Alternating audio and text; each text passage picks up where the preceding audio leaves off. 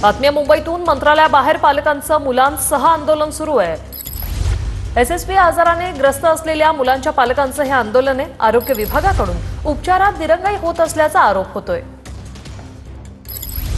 काय नेमका हा सगळा प्रकार आहे आणि काय मागण्या आहेत तुमच्या? हा एसएसपी नावाचा एक आजार आहे। तो मिनिमम 5 वर्षाच्या मुलांपासून ते 15 वर्षांच्या मुलांपर्यंत डायरेक्ट मेंदूमध्ये जाऊन तो मेंदू ब्रेन बाद करण्याचं काम तो व्हायरस करत असतो। माझी मुलगी कोल्हापूरमध्ये ॲडमिट आहे। कोल्हापूर माझी मुलगी ॲडमिट आहे। गेली 3 महिने झालं या आरोग्यमंत्र्यांना आम्ही कानार घालतोय, एकदा येऊन बघा तुम्ही मुलीची कंडिशन, तरी सुद्धा आरोग्यमंत्री पण लक्ष देत नाहीत। कोण नाही। महाराष्ट्रात मुलांची इतकी दयनीय अवस्था, त्यांचं ऑक्सिजन लेवल कमी होतंय। आता एवढीच मागणी, या मुलांना एकतरी इंजेक्शन देऊन मारा किंवा ह्याच्यावरती उपचार तरी कोणता तरी करा। हे बाबा आहेत, हे बाबा यांचं नातूला झालं हा आजार। त्यांचा मुलगा तो बघू शकत नाही। रोज एक दिवस आपलं बाळ मरतंय, रोज एक दिवस आयुष्याचा रोज एक दिवस कमी होतो। ह्याच्या पोराने आत्महत्या केली।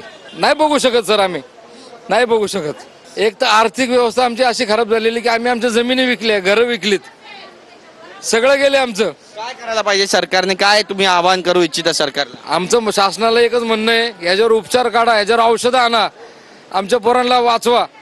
आमचे जे कर्जबाजारी झाले त्यांना आर्थिक मदत करा।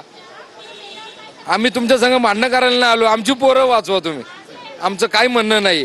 कॅमेरा पर्सन योगेश गुरवचा, गिरीश गायकवाड, TV9 मराठी, मुंबई।